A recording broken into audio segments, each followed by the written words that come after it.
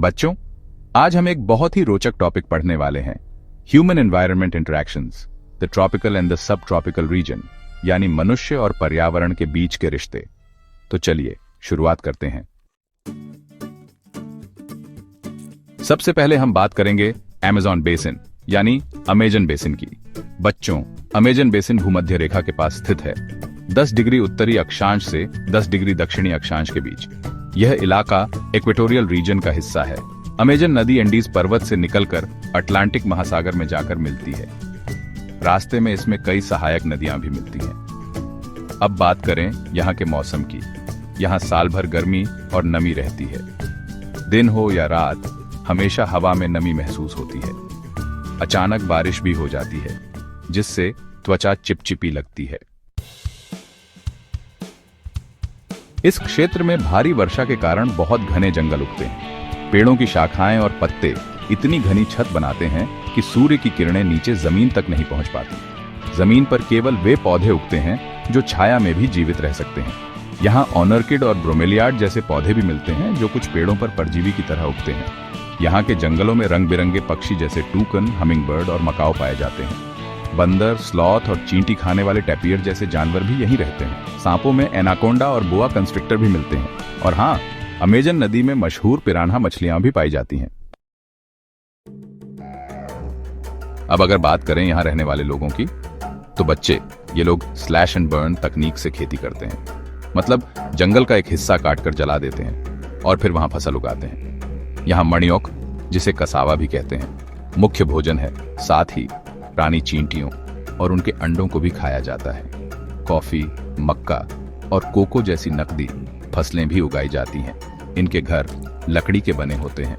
कुछ घर मधुमक्खी के छत्ते की तरह होते हैं और कुछ बड़े सामूहिक घर, जिन्हें मालोकास कहते हैं। बच्चों, पहले यहाँ पहुंचने का एकमात्र साधन नदियां थीं, लेकिन 1970 में जब ट्रांस अमेज़न हाईवे बनी तो आना जाना आसान हो गया। आजकल हेलीकॉप्टर और हवाई जहाज का भी उपयोग होता है। लेकिन याद रखना, विकास की इन गतिविधियों ने अमेजन के वनों को बहुत नुकसान पहुंचाया है। यहाँ की जैव विविधता खतरे में है और भूमि अपरदन, सॉइल इरोजन बढ़ रहा है। अब हम चलते हैं अपने भारत की तरफ। गंगा ब्रह्मपुत्र बेसिन यानी गंगा ब्रह्मपुत्र बेसिन। यह बेसिन भारतीय उपमहाद्वीप में 10 डिग्री उत्तर से 30 डिग्री उत्तर अक्षांश के बीच स्थित है। यहाँ गंगा और ब्रह्मपुत्र नदियां मिलकर उपजाऊ मैदान बनाती हैं। अगर भौगोलिक दृष्टि से देखें तो इस क्षेत्र में समतल मैदान, हिमालय की तलहटी और सुंदरबन डेल्टा शामिल है। मैदानों में कई जगह ऑक्सबो लेक्स भी देखने को मिलती हैं। यहाँ का मौसम मानसूनी है। गर्मी, ठंडी और भारी वर्षा का चक्र हर साल चलता है। जून से सितंबर तक खूब बारिश होती है। खेती की बात करें तो बच्चों, यहाँ का मुख्य व्यवसाय कृषि है। चावल सबसे प्रमुख फसल है क्योंकि यहाँ भरपूर वर्षा होती है। इसके अलावा गेहूं, मक्का, ज्वार, चना और बाजरा भी उगाए जाते हैं। गन्ना और जूट जैसी नकदी फसलें भी बहुतायत में होती हैं। केले के बागान आम हैं और पश्चिम बंगाल व असम में चाय के बागान भी मिलते हैं। बिहार और असम में रेशम उत्पादन भी होता है। पहाड़ी इलाकों में सीढ़ीदार खेती की जाती है। अब बात करें यहाँ की वनस्पति की। मैदानों में साल, सागौन, टीक और पीपल जैसे उष्णकटिबंधीय पर्णपाती वृक्ष मिलते हैं। ब्रह्मपुत्र के मैदानों में घने बांस के जंगल मिलते हैं। डेल्टा क्षेत्र में मैंग्रोव के घने जंगल हैं। और उत्तराखंड, सिक्किम और अरुणाचल प्रदेश के पहाड़ों में देवदार, फर और चीड़ के वृक्ष पाए जाते हैं। वन्य जीवन भी यहाँ बहुत समृद्ध है। हाथी, बाघ, हिरण, बंदर और ब्रह्मपुत्र मैदानों में एक सींग वाला गैंडा पाया जाता है। डेल्टा क्षेत्र में रॉयल बंगाल टाइगर और मगरमच्छ मिलते हैं। नदियों में रोहू, कतला और हिल्सा जैसी मछलियां मिलती हैं।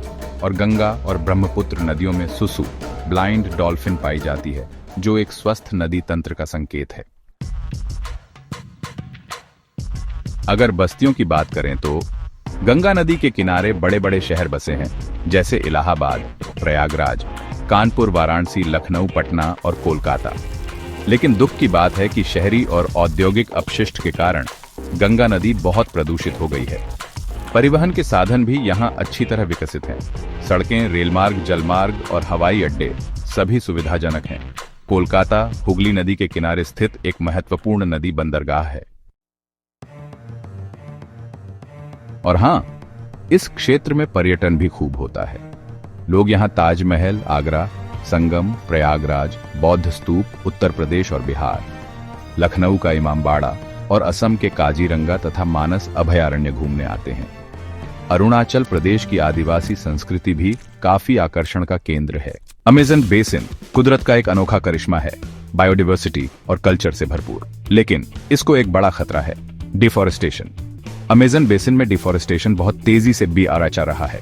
नए आंकड़ों के हिसाब से पिछले 50 सालों में करीब 77% अमेज़न रेन फॉरेस्ट काट दिया गया है, लॉगिंग, खेतीबाड़ी और दूसरी ह्यूमन एक्टिविटीज की वजह से। इससे न जाने कितने जानवरों और पौधों के घर छिन रहे हैं और उन आदिवासियों की जिंदगी भी मुश्किल हो रही है जो जंगल पर निर्भर हैं।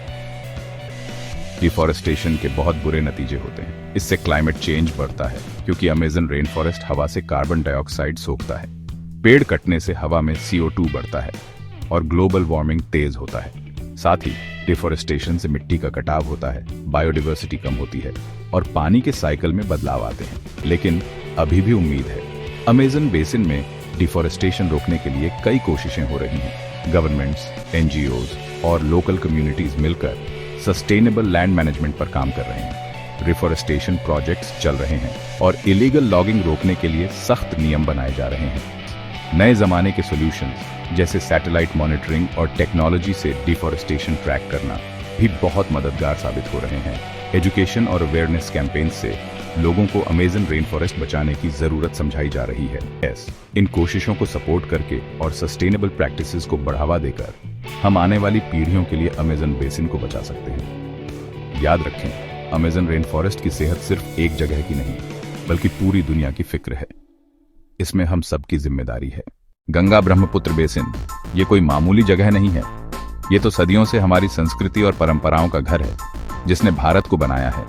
यहाँ ढेर सारे त्योहार और रीति रिवाज हैं जो यहाँ के लोगों के जीवन से जुड़े हैं। सबसे बड़ा त्योहार है दुर्गा पूजा, खासकर बंगाल में। ये देवी दुर्गा की महिषासुर पर जीत का जश्न है, बुराई पर अच्छाई की जीत। बड़े बड़े पंडाल, संगीत और नाच गाना लाखों लोगों को अपनी तरफ खींचते हैं। एक और बड़ा मेला है कुंभ मेला, जहां गंगा, यमुना और सरस्वती नदी मिलती है। ये दुनिया के सबसे बड़े धार्मिक आयोजनों में से एक है, जहां लाखों लोग पवित्र पानी में डुबकी लगाते हैं और आशीर्वाद लेते हैं। असम में बिहू त्योहार नए साल और बसंत के आने की खुशी में मनाया जाता है। ये खुशी का समय होता है, नाच गाने और खाने पीने का। ये त्योहार खेती बाड़ी से जुड़ा है और जमीन की पूजा करता है। गंगा ब्रह्मपुत्र बेसिन में और भी कई रीति रिवाज हैं जो लोगों के रोज के जीवन का हिस्सा है। वाराणसी की गंगा आरती से लेकर केरल की नाव रेस तक यहाँ की संस्कृति रंग बिरंगी है। ये त्योहार सिर्फ जश्न ही नहीं है, ये लोगों की अटूट भावना, प्रकृति के प्रति सम्मान और जमीन से जुड़ाव दिखाते हैं। ये हमें याद दिलाते हैं कि ये बेसिन कितना महत्वपूर्ण है।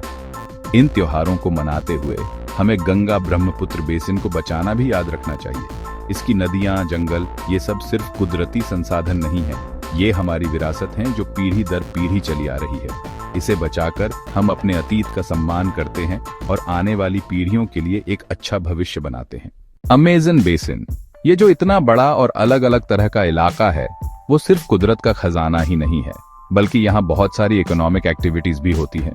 इस सीन में हम उन मेन इकोनॉमिक सेक्टर्स के बारे में जानेंगे जिनसे लाखों लोगों का गुजारा चलता है। एग्रीकल्चर, माइनिंग और टूरिज्म। एग्रीकल्चर यानी खेती बाड़ी अमेज़न बेसिन की इकोनॉमी की नींव है। यहाँ की जमीन बहुत उपजाऊ है, नदियों का जाल इसे पोषित करता है और तरह तरह की फसलें यहाँ उगाई जाती हैं। लोकल कम्युनिटीज सब्सिस्टेंस फार्मिंग करते हैं, मतलब अपनी जरूरत के लिए खेती करते हैं, जैसे कि मैनियोक, मक्का और चावल। लेकिन बड़े पैमाने पर खेती, खास तौर पर सोयाबीन और कैटल रैंचिंग भी बहुत ज्यादा होती है। ये एक्टिविटीज हालांकि इकोनॉमी के लिए अच्छी हैं, लेकिन डिफॉरेस्टेशन और पर्यावरण को नुकसान पहुंचाने की चिंता भी बढ़ाती है। माइनिंग यानी खनन अमेज़न बेसिन में एक और जरूरी इकोनॉमिक एक्टिविटी है। ये इलाका मिनरल रिसोर्सेज से भरपूर है। सोना, लोहा और बॉक्साइट यहाँ से बहुत निकलता है। माइनिंग ऑपरेशंस, लीगल और इलीगल दोनों, लोकल और नेशनल इकोनॉमीज में काफी योगदान देते हैं। लेकिन माइनिंग के एनवायरमेंटल और सोशल इंपैक्ट्स को नजरअंदाज नहीं किया जा सकता। पानी का प्रदूषण, बायोडाइवर्सिटी का नुकसान और इंडिजिनस कम्युनिटीज का विस्थापन, ये कुछ गंभीर चैलेंजेस हैं जिनका समाधान ढूंढना जरूरी है। टूरिज्म यानी पर्यटन अमेज़न बेसिन में एडवेंचर और एजुकेशन का अनोखा मेल देता है। दुनिया भर के लोग रेन फॉरेस्ट के आकर्षण, यहाँ के एग्जॉटिक वाइल्ड लाइफ और इंडिजिनस ट्राइब्स के रिच कल्चरल हेरिटेज को देखने आते हैं। इको टूरिज्म खास तौर पर सस्टेनेबल इकोनॉमिक डेवलपमेंट में बहुत अहम भूमिका निभाता है। ये लोकल कम्युनिटीज के लिए इनकम का जरिया बनता है और साथ ही कंजर्वेशन एफर्ट्स को बढ़ावा देता है और इस जरूरी इकोसिस्टम को बचाने के महत्व के बारे में अवेयरनेस फैलाता है। तो अमेज़न बेसिन की इकोनॉमी ट्रेडिशनल प्रैक्टिसेस और मॉडर्न इंडस्ट्रीज का एक कॉम्प्लेक्स इंटरप्ले है, जहां एग्रीकल्चर, माइनिंग और टूरिज्म इकोनॉमिक बेनिफिट्स लाते हैं, वहीं एनवायरमेंटल और सोशल चैलेंजेस भी पैदा करते हैं। इकोनॉमिक डेवलपमेंट और इकोलॉजिकल सस्टेनेबिलिटी में बैलेंस बनाना अमेज़न बेसिन के फ्यूचर के लिए बहुत जरूरी है। गंगा ब्रह्मपुत्र बेसिन ये कोई मामूली जगह नहीं है, ये कुदरत का एक अनोखा करिश्मा है, बायोडाइवर्सिटी का खजाना है। यहाँ कई रेयर और एंडेंजर्ड स्पीसीज रहते हैं जो इकोलॉजिकल बैलेंस बनाए रखने में बहुत इंपॉर्टेंट रोल प्ले करते हैं। सबसे फेमस है गंगा का डॉल्फिन, एक एंडेंजर्ड स्पीसीज जो गंगा नदी की सेहत का प्रतीक बन गया है। ये डॉल्फिन जीने के लिए गंगा के साफ पानी पर डिपेंड करते हैं, लेकिन पोल्यूशन और हैबिटेट डिस्ट्रक्शन की वजह से इनकी संख्या बहुत कम हो गई है। एक और इम्पोर्टेंट जानवर है बंगाल टाइगर, जो सुंदरबन में रहता है। ये गंगा और ब्रह्मपुत्र नदियों के डेल्टा पर एक बड़ा मैंग्रोव फॉरेस्ट है। पोचिंग और हैबिटेट लॉस की वजह से ये रॉयल प्रेडेटर क्रिटिकली एंडेंजर्ड है। इस बेसिन में कई बर्ड स्पीसीज भी रहती हैं, जैसे ग्रेटर एडजुटेंट स्टॉक और पैलासिस फिश ईगल। वेटलैंड डेग्रेडेशन और ह्यूमन एंक्रोचमेंट की वजह से इनकी पॉपुलेशन भी कम हो रही है। इन प्रॉब्लम्स को देखते हुए कई कंजर्वेशन एफर्ट्स चल रहे हैं। भारत सरकार इंटरनेशनल ऑर्गेनाइजेशंस के साथ मिलकर नदियों की सफाई, नेचुरल हैबिटेट्स रिस्टोर करने और एंडेंजर्ड स्पीसीज को प्रोटेक्ट करने के प्रोजेक्ट्स चला रही है। Namami Gange programme pollution control, river surface cleaning और बायोडाइवर्सिटी कंजर्वेशन पर फोकस करता है। लोकल कम्युनिटीज भी इंपॉर्टेंट रोल प्ले कर रहे हैं। कई जगहों पर community led initiatives sustainable fishing, afforestation और वाइल्ड लाइफ प्रोटेक्शन पर काम कर रही हैं। ये ग्रासरूट्स एफर्ट्स बहुत जरूरी हैं ताकि रीजन का रिच बायोडाइवर्सिटी फ्यूचर जनरेशंस के लिए प्रिजर्व्ड रहे। गंगा ब्रह्मपुत्र बेसिन का बायोडाइवर्सिटी यहाँ पनपने वाले जीवन की एक झलक है। चैलेंजेस बहुत बड़े हैं, लेकिन सरकारों, ऑर्गेनाइजेशंस और लोकल कम्युनिटीज के कंबाइंड एफर्ट्स से सस्टेनेबल फ्यूचर की उम्मीद है। इन एंडेंजर्ड स्पीसीज और उनके हैबिटेट्स को प्रोटेक्ट करके हम न सिर्फ बेसिन की इकोलॉजिकल हेल्थ को बचाते हैं, बल्कि लाखों लोगों के कल्चरल हेरिटेज और लाइवलीहुड्स को भी सुरक्षित रखते हैं। अमेज़न बेसिन में बहुत सारे आदिवासी लोग रहते हैं जो सदियों से जंगल के साथ मिलजुल कर रहे हैं, लेकिन आजकल इन लोगों को बहुत मुश्किलों का सामना करना पड़ रहा है। एक बड़ी समस्या है उनकी जमीन से बेदखली। जैसे जैसे जंगल कटते जा रहे हैं और जमीन का गलत इस्तेमाल बाच रहा है, आदिवासियों को अपने पुश्तैनी इलाके छोड़ने पर मजबूर किया जा रहा है। बड़े बड़े खेती के प्रोजेक्ट, खनन और लकड़ी काटने का काम उनके इलाकों में घुसपैठ कर रहे हैं, जिससे उनके घर और उनकी पारंपरिक जीवन शैली खतरे में है। एक और बड़ी चुनौती है उनके पारंपरिक ज्ञान का नष्ट होना। पीढ़ी दर पीढ़ी चले आ रहे जंगल के ज्ञान के हमेशा के लिए खो जाने का डर है। इस ज्ञान में जड़ी बूटियों का इस्तेमाल, शिकार के तरीके और जंगल के बारे में गहरी समझ शामिल है। जैसे जैसे नई पीढ़ी शहरों में जाकर बस रही है, यह अनमोल सांस्कृतिक धरोहर खोने का खतरा बरछ रहा है। इसके अलावा प्रदूषण और उनके प्राकृतिक वातावरण में बदलाव के कारण इन लोगों को स्वास्थ्य समस्याओं का भी सामना करना पड़ता है। दूषित पानी और पारंपरिक खाने की कमी उनकी सेहत पर बुरा असर डाल रही है। इन मुश्किलों से निपटने के लिए कोशिशें की जा रही हैं। आदिवासी नेता और कार्यकर्ता जमीन के अधिकारों और अपनी संस्कृति को बचाने के लिए लड़ रहे हैं। अंतर्राष्ट्रीय संगठन और सरकारें इन लोगों और उनके ज्ञान की रक्षा के महत्व को समझने लगी हैं, लेकिन आगे का रास्ता लंबा और मुश्किलों से भरा है। आदिवासियों के अधिकारों और परंपराओं को बचाना न सिर्फ उनके लिए बल्कि पूरे अमेज़न बेसिन और धरती के स्वास्थ्य के लिए जरूरी है। अमेज़न के आदिवासियों का साहस और ज्ञान इंसानी भावना की ताकत का प्रमाण है।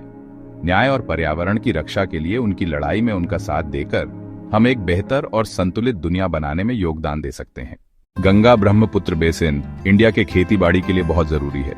ये बहुत बड़ा और उपजाऊ इलाका है, जिसे अक्सर इंडिया का अन्न का कटोरा कहा जाता है, क्योंकि यहाँ की मिट्टी बहुत अच्छी है और पानी भी बहुत आयत में है। यहाँ नदियों और नहरों का जाल बिछा हुआ है, जिससे सिंचाई के लिए पानी मिलता रहता है। अलग अलग तरह की फसलें उगाने के लिए ये बहुत जरूरी है। यहाँ चावल, गेहूं, गन्ना, जूट और दालें जैसी मुख्य फसलें उगाई जाती हैं। नदियों से भरपूर पानी मिलने की वजह से सूखे के समय में भी इन फसलों को पर्याप्त पानी मिलता रहता है।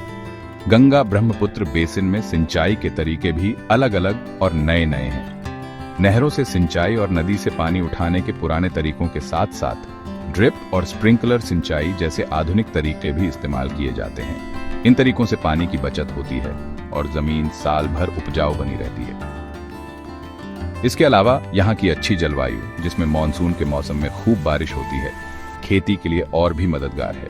किसान मौसम के हिसाब से फसलें बोते और काटते हैं, कुदरत के साथ तालमेल बिठाकर। असल में गंगा ब्रह्मपुत्र बेसिन सिर्फ एक भौगोलिक जगह नहीं है, ये इंडिया की कृषि अर्थव्यवस्था की जीवन रेखा है। इसकी नदियां जमीन को सींचती हैं, लोगों का जीवन चलाती हैं और देश की खाद्य सुरक्षा में बहुत बड़ा योगदान देती है। Gap 2S। जैसे जैसे हम गंगा ब्रह्मपुत्र बेसिन के बारे में और जानेंगे, हमें इस कुदरती अजूबे और इसके द्वारा बढ़ावा दी जाने वाली कृषि समृद्धि के बीच के गहरे रिश्ते की कद्र करनी चाहिए। अमेज़न बेसिन में जैसे जैसे हम आगे बढ़ते हैं, ये समझना बहुत जरूरी है कि क्लाइमेट चेंज का इस जरूरी इकोसिस्टम पर कितना गहरा असर पड़ रहा है। क्लाइमेट चेंज बारिश के तरीके को बदल रहा है, जिससे लंबा सूखा पड़ रहा है और बरसात का मौसम और भी तेज हो रहा है। ये बदलाव रेन फॉरेस्ट के नाजुक बैलेंस को बिगाड़ रहे हैं। पानी के चक्र से लेकर पेड़ पौधों और जानवरों तक सब पर असर पड़ रहा है। हाल के सालों में अमेज़न में जंगल की आग में बहुत ज्यादा बढ़ोतरी हुई है। ये आग सिर्फ ज्यादा नहीं हो रही है, बल्कि और भी भयानक हो रही है, जिससे रेन फॉरेस्ट के बड़े बड़े हिस्से बर्बाद हो रहे हैं। पेड़ों के कम होने से न सिर्फ जंगल की कार्बन डाइऑक्साइड सोखने की क्षमता कम होती है, बल्कि इससे बहुत सारी ग्रीन हाउस गैसें वापस वायुमंडल में चली जाती हैं, जिससे ग्लोबल वार्मिंग और भी बढ़ जाती है। बदलता मौसम अमेज़न नदी के बहाव को भी प्रभावित कर रहा है। कम बारिश और बढ़ती वाष्पीकरण दर से पानी का स्तर कम हो रहा है, जिससे पानी के जीवों और नदी पर निर्भर रहने वाले लोगों दोनों पर असर पड़ रहा है। आदिवासी समुदाय जो पीढ़ियों से जंगल के साथ मिलजुल कर रहते आए हैं, उनके लिए अपने पारंपरिक जीवन को बनाए रखना मुश्किल होता जा रहा है। अमेज़न बेसिन, जिसे अक्सर पृथ्वी के फेफड़े कहा जाता है, एक क्रिटिकल मोड़ पर है। जो बदलाव हम देख रहे हैं, वे न केवल अमेज़न की जैव विविधता और लोगों के लिए खतरा हैं, बल्कि पूरे ग्रह के लिए भी दूरगामी परिणाम है। जैसे जैसे हम इस अद्भुत क्षेत्र का पता लगाते रहेंगे, हमें आने वाली पीढ़ियों के लिए अमेज़न बेसिन को बचाए रखने के लिए क्लाइमेट चेंज से निपटने की जरूरत को समझना होगा। चलो गंगा ब्रह्मपुत्र बेसिन के बारे में और जानें। यहाँ ट्रांसपोर्टेशन नेटवर्क बहुत जरूरी है, जिससे आना जाना और व्यापार आसान होता है। ये बेसिन एकदम एक्टिविटी हब है, जहाँ नदियां नेचुरल हाईवेज की तरह काम करती हैं। सामान और लोगों को एक जगह से दूसरी जगह ले जाने में ये बहुत मददगार हैं।